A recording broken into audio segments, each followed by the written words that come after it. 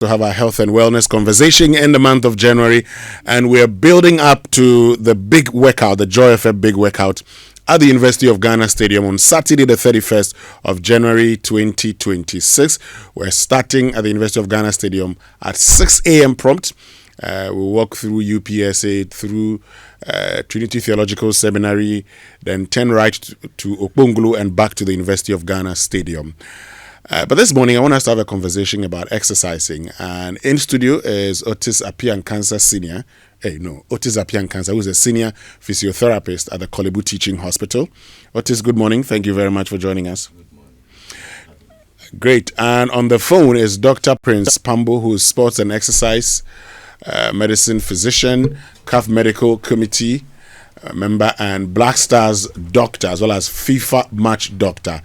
Dr. Pambo, good morning, and thank you very much for joining us. Good morning, and thank you for having me.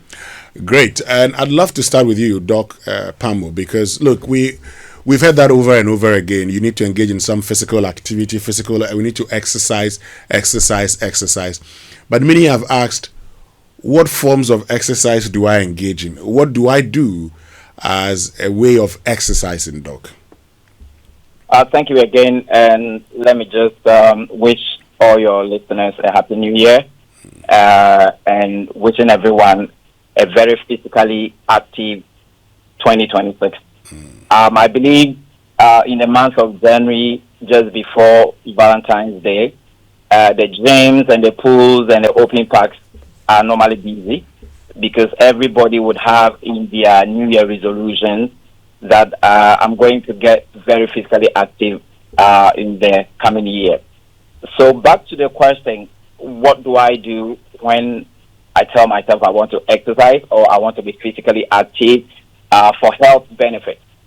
My response would be literally everything and anything that would get muscles moving, that would get joints moving, and that would get the body also moving, probably from one location to the other. All right. So exercises will come in various forms. If you even standing at one place and decide to bend your knees, go down and come up, you are moving joints, you are moving bones, you are moving muscles.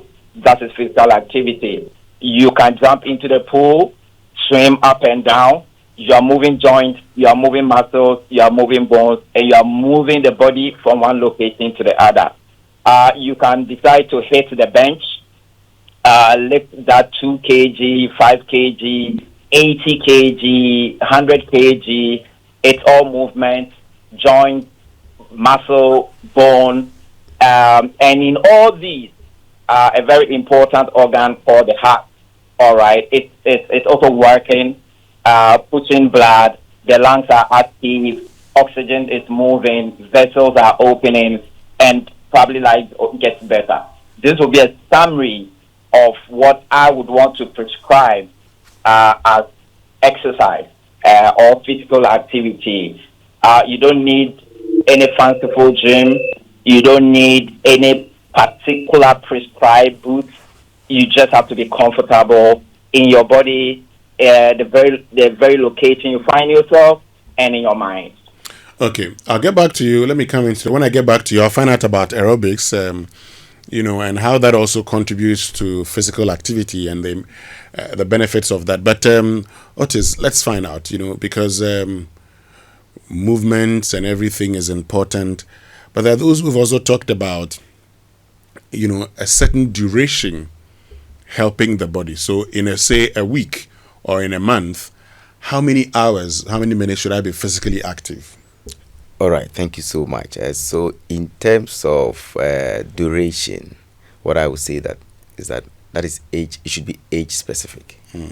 When we mention exercise, what we mean is that, just as Dr. Pambo has said, a physical activity, in our case, it should be goal-oriented. It should be planned. It should be structured and repetitive. In terms of how many minutes or how much time I need to exercise in the week would depend on what goal you want to achieve. what does your age permit you to do? And based on your timings, how often can you do it? Yes. Okay. So classically, if like I want to give an example, maybe like a 35-year-old young man, maybe who works as a banker, who wants to increase his physical activity, we would say that maybe a 30 to 45 minutes moderate exercise 3 times a week will be able to help you increase your function at the workplace. When you say moderate exercise, what do you mean? Okay, so in technical terms, let me not go there, but moderate exercise, let me say, for example, brisk walk for 30 to 45 minutes. Maybe treadmill at a speed of, say, 3.5 kilometers per hour to 4. Or bicycling. It can even be a home exercise, maybe climbing upstairs at a slow pace, maybe 15 to 30 flights of stairs up and down for 30 to 45 minutes is moderate exercise. How about skipping? Yes, that's also depending on number of skips you want to do per time. It can be moderate, it can be high intense exercise. Okay. So if you want to do, say, a moderate skipping exercise, how many are you looking at? Maybe about a 50 to 70 skips per time. Okay. Now, you've talked about, say, if you're 35, but let's get to those of us who are in our 40s. If you want to really exercise, do you still do the 35 to 40 minutes brisk walking? Some say, how about jogging, running? All right. So just as we've explained and Dr. Pambo has said, anything that will keep your joint moving, that will keep your posture moving, planned, structured, and repetitive is classified as exercise.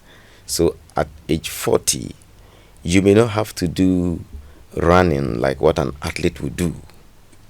Yes, but something to keep your joints moving, something to keep your heart at a pace that will not be so much for the heart, and something to keep your joints and posture moving through time for a period is okay for you. Okay. Let me bring in Doki, because you talk about that will keep your heart moving at a pace that will not be too much for your heart. I'd like to understand something, because in doing this also, the cardiologists have advised us that you need to be careful not to stress your heart. How do I know, Dr. Pambo, that I am not engaged in any form of exercise beyond or above my heart? Okay, again, so we use the heart rate during exercises or during any physical activity to determine whether you are exercising within what is age appropriate. We call exercise medicine, and just like any other medicine, there's a prescription for it.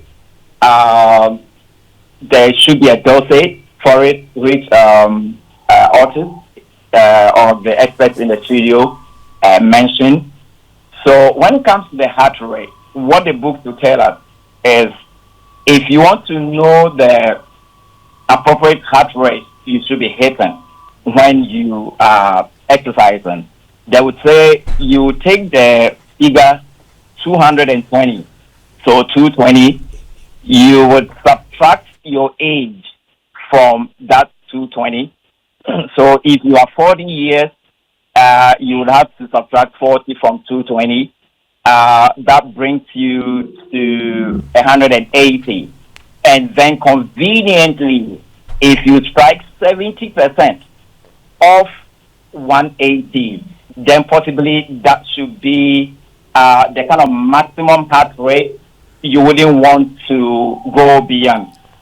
Fortunately, these days, we have a lot of smartwatches around. I think just about a couple of weeks ago, I hit a spin bike, very motivated and excited.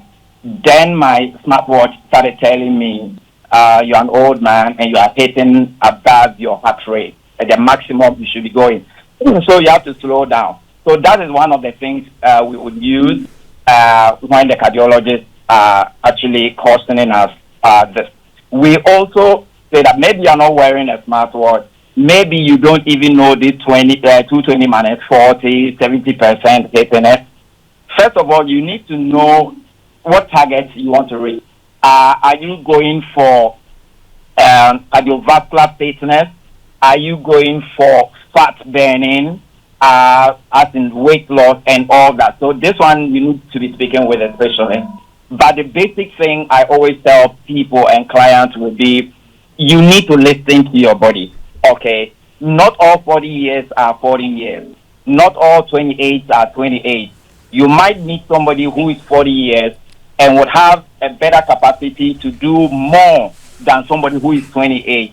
It also depends on what underlying medical conditions you already have and what kind of family history you even would have.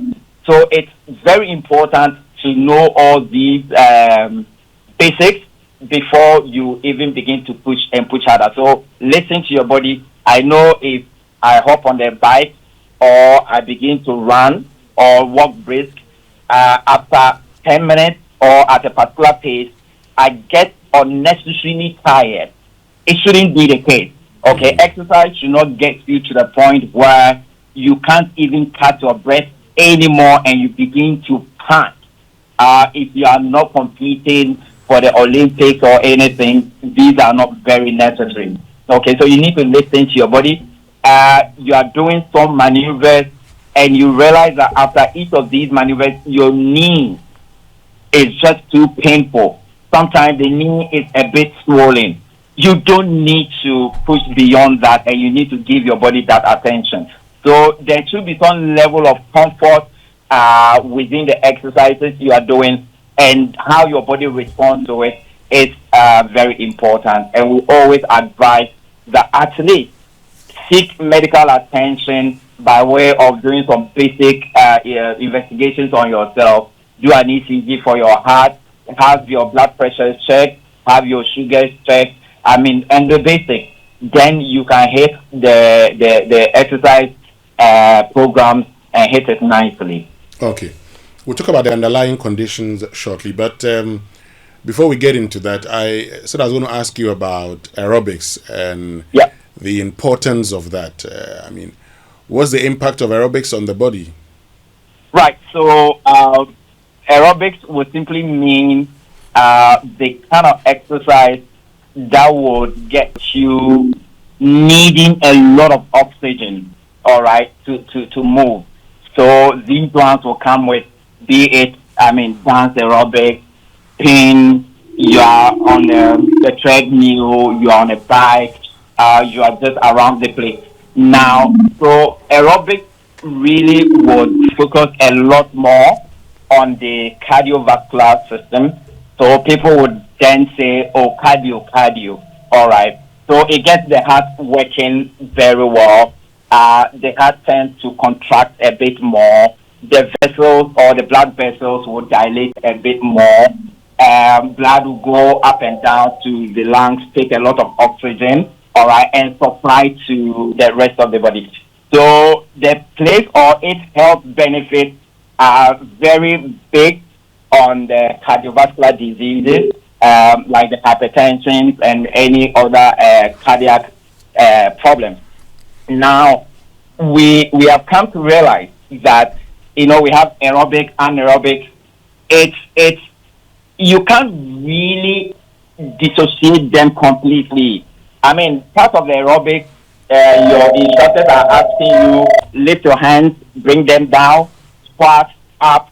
While doing that, you are also doing some strength training where you would have your biceps, your triceps, your deltoids, your quadriceps.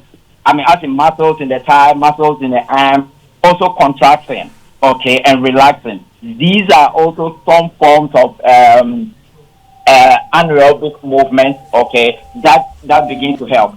I advise people that people will tell you, oh, I'm not bodybuilding, so I don't have to be in the gym to be lifting weight, okay. But just to say that is also very important. Okay, especially I give you a typical example.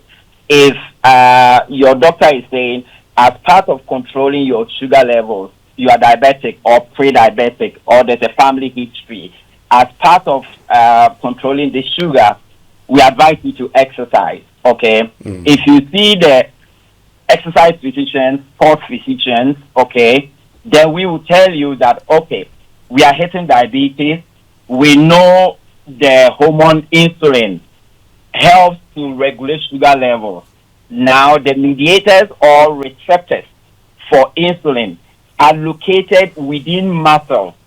So if you go to the gym and all you do is to want to just do aerobics, cardio, because you don't want muscle bulk, then you are not helping yourself. You would have to do a few things that would help you gain some muscle bulk. And when you are increasing muscle bulk, then the receptors for insulin are also increasing. So if you have even very little insulin in your system, there are a lot of receptors. These ones can bind, and then they will be activated to help control your sugar for you. So it's really a cocktail, and you don't have to weigh. I have stopped saying one is important than the other. If you sit with your experts, then they will tell you this is how it should progress, this is how it should go. But it's always decent. You start with your cardio workout, your aerobics and all that. Heat up, okay, part of your warm up. Then if you have to lift weight or do a few things, then you go there, which should also be a way of preventing injury. Then you wrap your exercises with a cool down and proper stretch, and of course have a good meal. Great. Let's come in studio, and there's a question for you, Otis. It says, good morning. Please ask the physio. I'm 62 years. I walk normally for about an hour between 1 or 3 times a week around my area as exercise. Is that okay, or I have to do more? If we're okay, 62. That's Yes. That's okay. That's okay. But just as we've said, it's supposed to be goal oriented. So we need some markers, maybe for now and maybe in the next 3 months, to see how is this exercise impacting her blood pressure, how is this exercise impacting her sugar level, how is the exercise helping in her daily activities.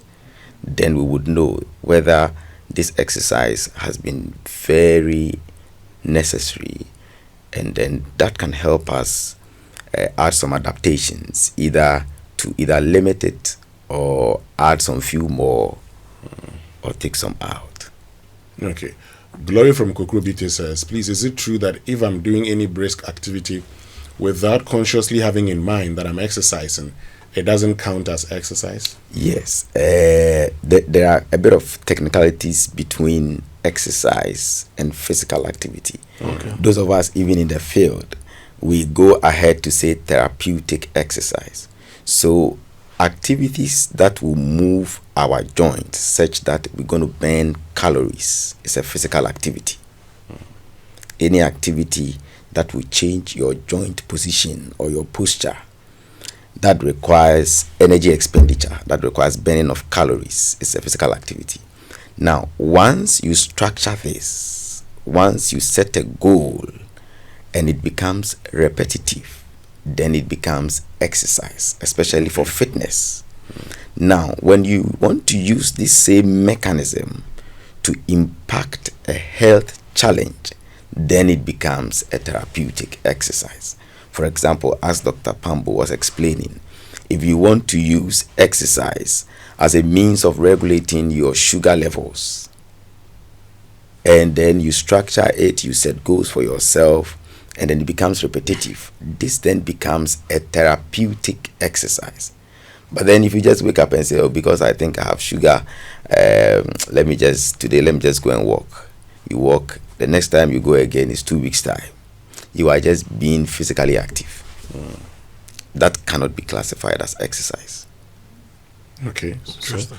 Well, you can also join us with all your messages. Get on to WhatsApp 05511119997. Yes, Kofi. So those who don't have the luxury of having gyms in their neighborhoods, and cannot afford to buy gym equipment and cannot also afford to walk in their neighborhoods because they probably go to work very early. Like as we leave at 4 a.m., we get home very late.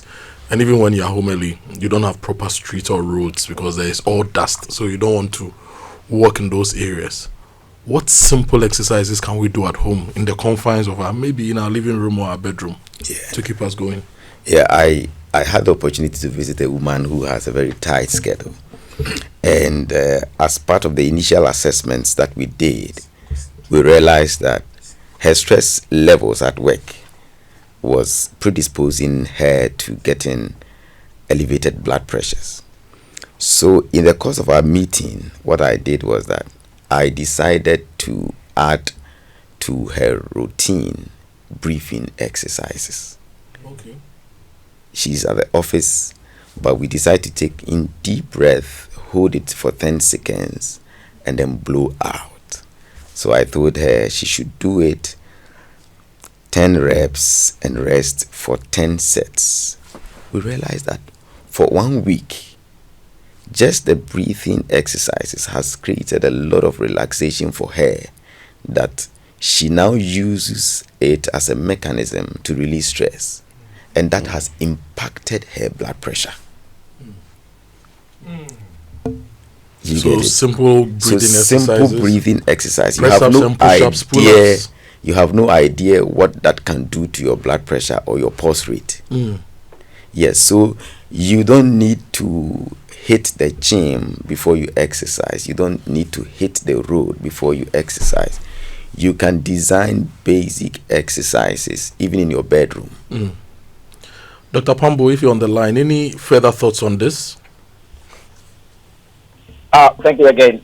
So I have always maintained that in life, whatever you deem important and essential to being alive, you always find space for it in your schedule, and you would always find a way. So within your own bedroom, you can do a lot of things. I hardly can go 1 week without exercises or doing any physical activity. I travel a lot. If I find myself in a country, in a hotel somewhere, I can't do any of these things. My hotel room is just fine. You can pace up and down. You can do sit-ups. You can do punches. I mean, you can do literally everything in that bedroom. Your apps and everything. You can really do that. Our phones play a lot of music. Are you a Lumba fan? Are you a Dinah Hamilton fan? Whichever one. Just put on that music and begin to move. All right. And these days, go on YouTube. I mean, a lot of aerobics, dance songs, people exercising. You probably might have gone back to play. If Joy FM has done this before, your big workout, it probably will be streaming or it's somewhere YouTube. You pick it up, and then you are able to do all these in your bedroom. So nothing restricts us when it comes to exercising. Okay. Adolaine Kukrubite says, I'm 68, so I take out of 220, and what next, please, Doc? I didn't get that, please. So you talked about your pulse and you take your age out of it, and she says she's 68 years. So Right. I take it out of 220, and what next? And then you calculate a percentage of it. So at her age, I'll just say, look, do 70% of what will be left when you take your age out of 220, all right, and make sure you don't exercise beyond that 70% of your maximum heart rate. Okay. So 220 minus 68 then becomes 152. And you're advising she takes 70%, so that becomes 106. Exactly. So she doesn't have to go So above at her 106. When you are pushing yourself, and then you are just around this 106, 110, you are fine. Don't push too hard. She says she walks 30 minutes every day. Is that okay? Um, so if it is just very casual walk and not brisk walking, and she's not having any other problems, then this should be fine. We always say exercise most days of the week. It's also important to give the body room for recovery at some point. But I would imagine at her age, whatever work she's doing might probably not even be moderate intensity. We're probably talking about mild intensity. And for 30 minutes, that should be fine if she's doing it every day. And this gives her joy, pleasure. She can just keep going.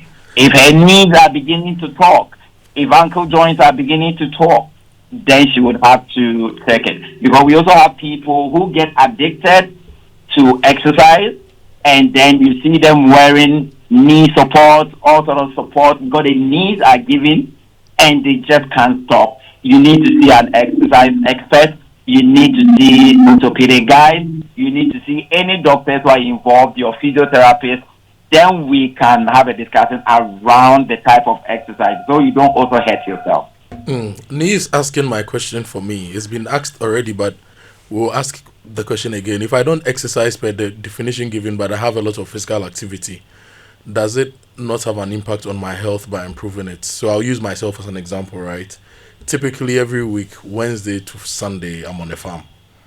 So I'll drive maybe 2 hours and 30 minutes in, 2 hours and 30 minutes out. But from 8 a.m. to about 5 p.m., I'm on a farm. Digging, carrying stuff, spraying, doing all sorts of things. So I don't have a routine as you've defined. But working on the farm is my routine, and it's active work. I sweat a lot. Can I not just deem it as as exercise? Does it not add to my general well-being?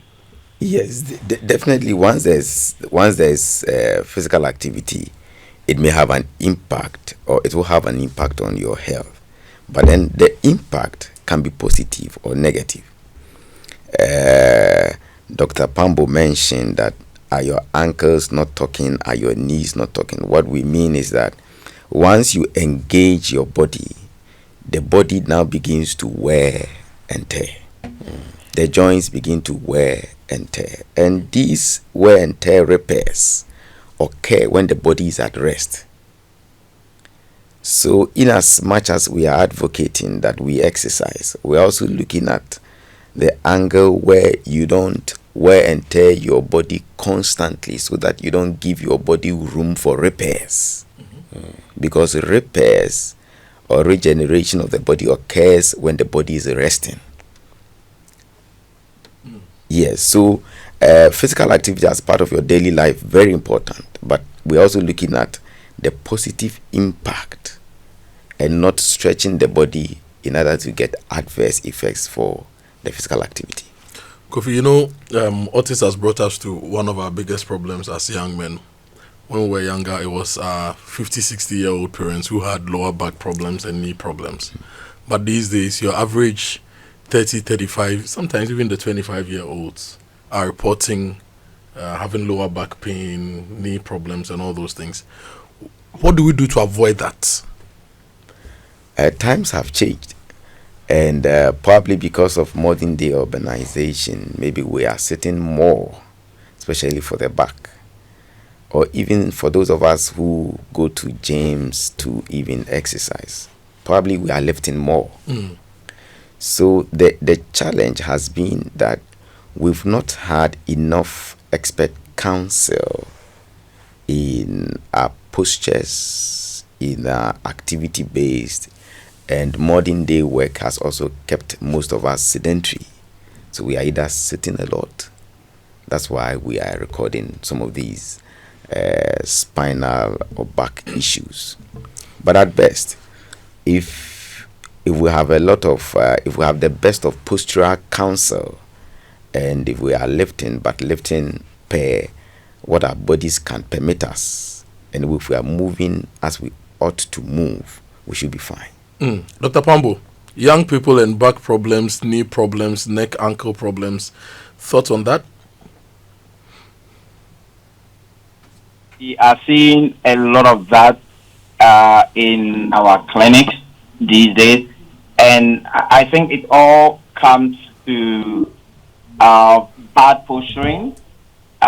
So these days, our handheld devices keep us very busy, and we see people in a particular posture, be it sitting or lying, but because your visuals are very engaged on something, you forget whatever is happening to the rest of the body, and then once this becomes a habit, then you cause a lot of damage. Okay, I mean, people underestimate these things. It could even be your wrist, it could be your shoulder joint, it could be your elbow joint, because you are in a particular position and you need to hold this device in a particular position, and then you would have all these issues.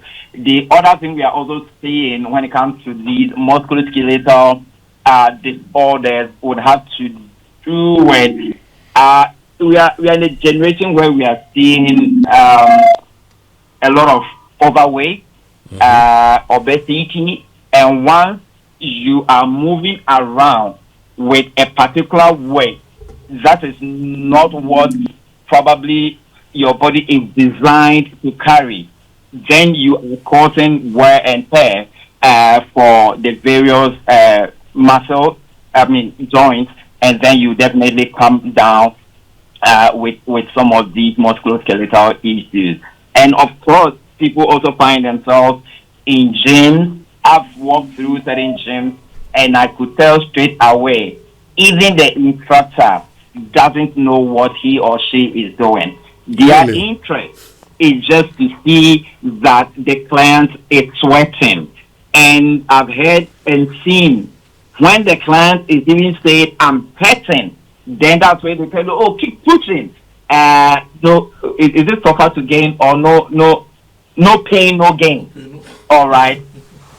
It's not wholly true. You understand what I mean? The person says, you're doing abs, and the person is saying, my low back is hurting. And you tell the person, no pain, no gain. The next moment, the person walks to my consulting room and have to pay a lot of money, or walks to the physio unit and you have to pay a lot of money to fix that problem. So I also feel the gentlemen and the ladies who are instructors would have to be very educated and then respond to when clients are saying this is not right. So, Doc, should we have regulation for gym instructors, for example? Should a gym instructor go through certain training and have a license so that we know the right people are training us? Absolutely. I'm sure you do have a practice license as a journalist, big one for that matter. I have one as a medical doctor. The physios would have one. Why shouldn't the person who is instructing people to exercise not be regulated? Okay. Now, you talked about the fact earlier that some people say they exercise, they don't sweat. And I just got a question that says, please ask the doctor, I don't sweat when I exercise. Does it mean I don't do it well? No matter the time, I do brisk walks. I don't use the amount of fluid or sweat you bring out as the level of some exercises you do. I visit the Middle East quite often. If you move from your car to your hotel room in Dubai in July, August, by the time you take 3 steps, you are already sweating. You've not done any exercise. So, I mean, we don't use that at all. All right. The duration, you find yourself in that gym, in the pool or walking around your house, the duration and the intensity you find yourself going should just be that definition of your physical activity regimen. If you sweat, of course, that gives you that extra motivation. All right. But it's a psychological thing. Okay.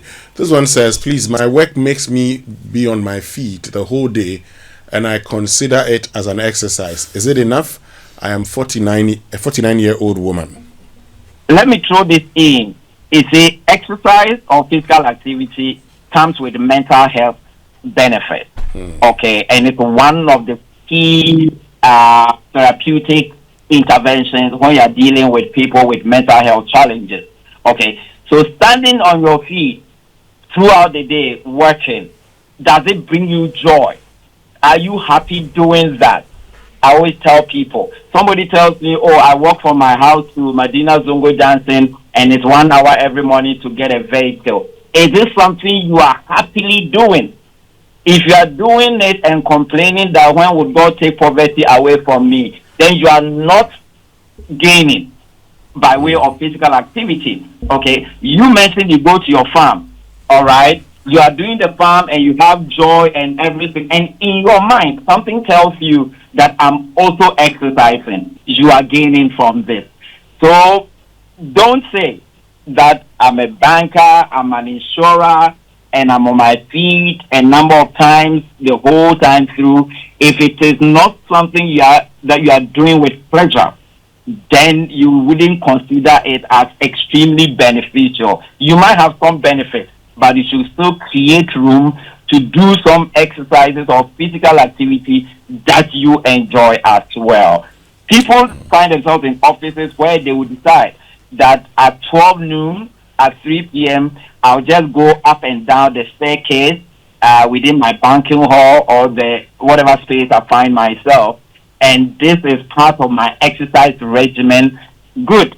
You've already set out yourself that I'm gaining from 5 minutes from here. And we say with duration, every amount, every time, every duration counts. Okay, so we've moved away from this minimum 30 minutes rigid thing.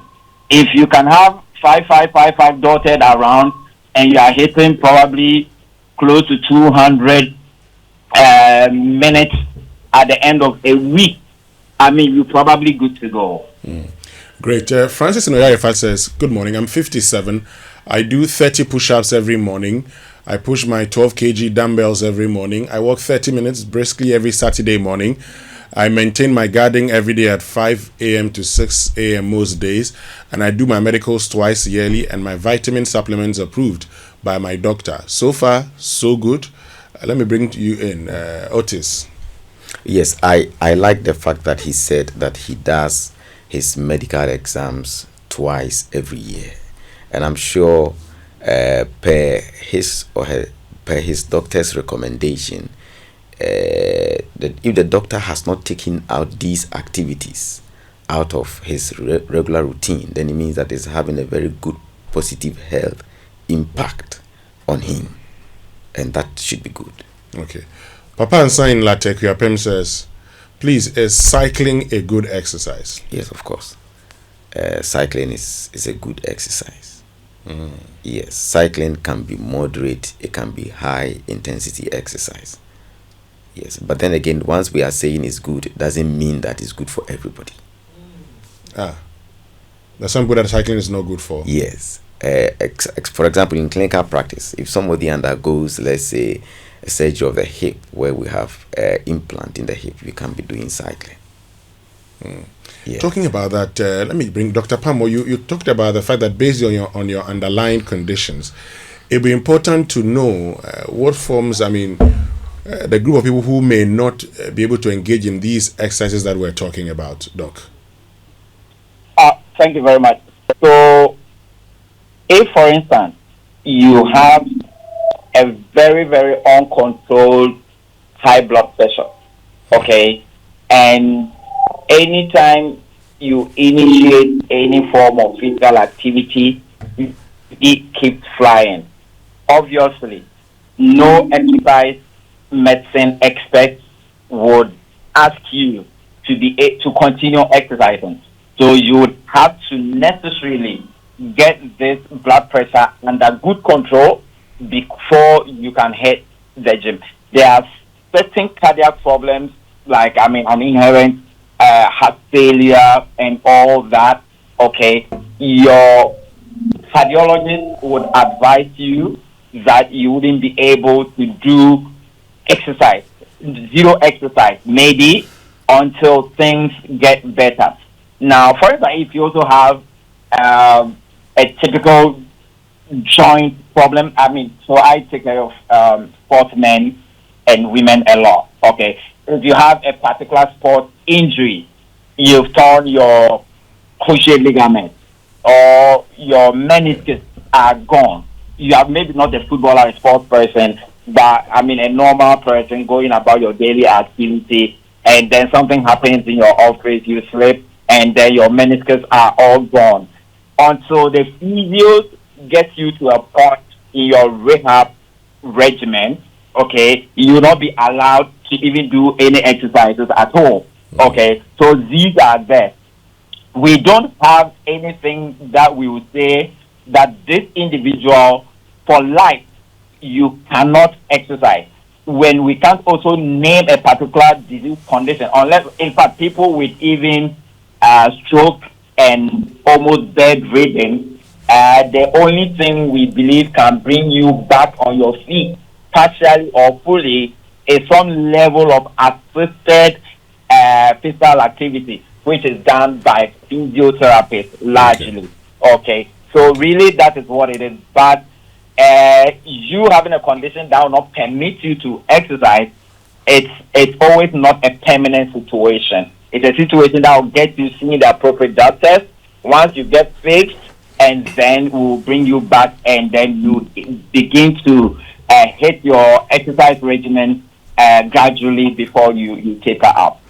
Doc, I'm sure there are a lot of our listeners who would want to join us this Saturday, and they are asking questions whether it's appropriate. For example, my wife likes to walk a lot, and when she was pregnant, she had to change her exercising regime. If we have listeners who are pregnant, for example, and they want to come for the walk, what advice would you give them?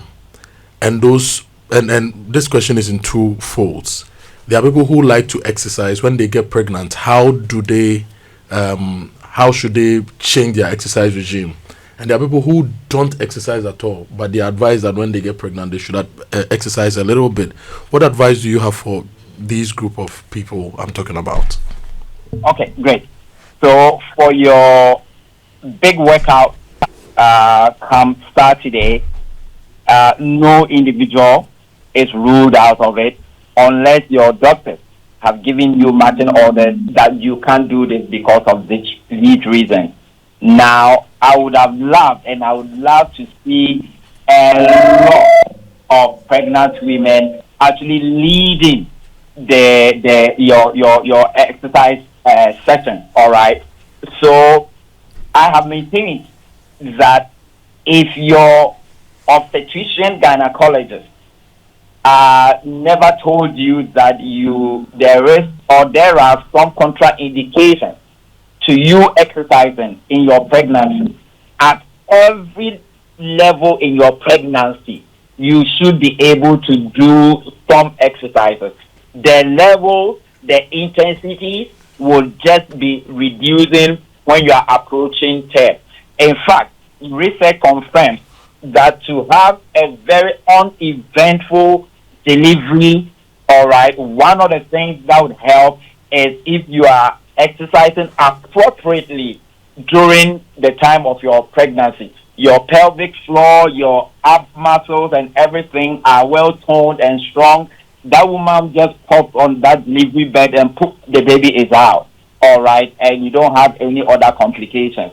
But again, once you have another human being in your body and pregnant, then every step of the way, your gynecologist should be the one to give you clearance that you are good to go. You are good to go. If it is not a high-risk pregnancy, like a twin pregnancy, an older person, maybe after 40, you are pregnant, or all your pregnancies have come with some complications, or you have had miscarriages before, these things will cause your OBGY to say, okay, this is a high-risk pregnancy, and this is how we want to approach it.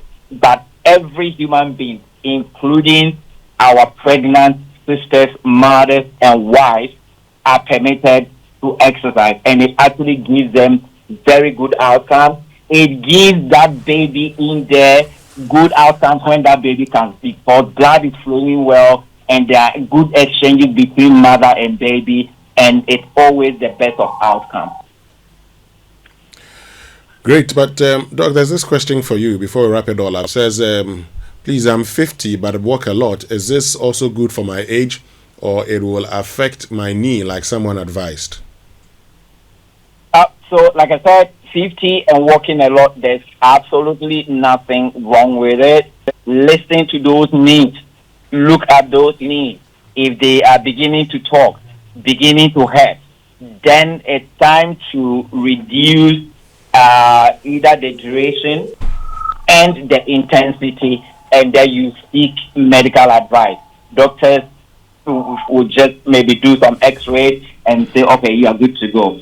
Like I said, exercise comes with one or two things. Maybe because you've been walking so much, you are beginning to develop some osteoarthritis, then we'll be able to say, okay, let's slow down and do things this other way, and then we are good to go.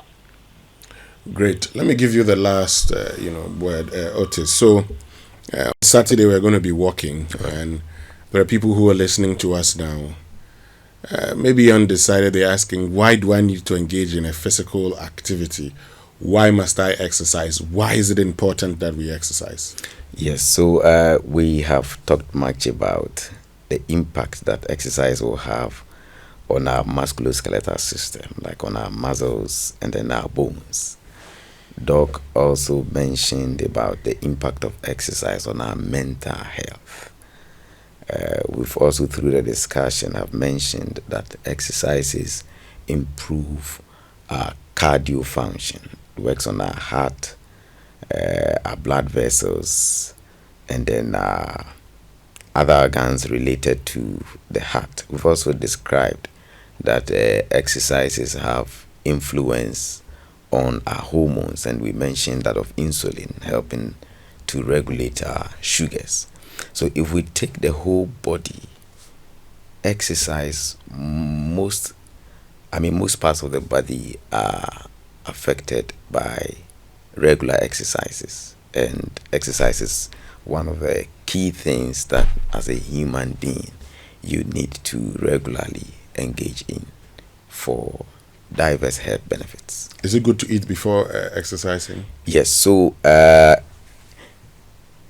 regular prescription for eating and exercising is that you should have eaten about 45 minutes to 1 hour before an exercise. Some say I just take my normal tea and then I go on my walk. Yes, so one key thing is that you know once you start exercise, you are burning glucose, and glucose is more or less like the fuel that the body cells rely on.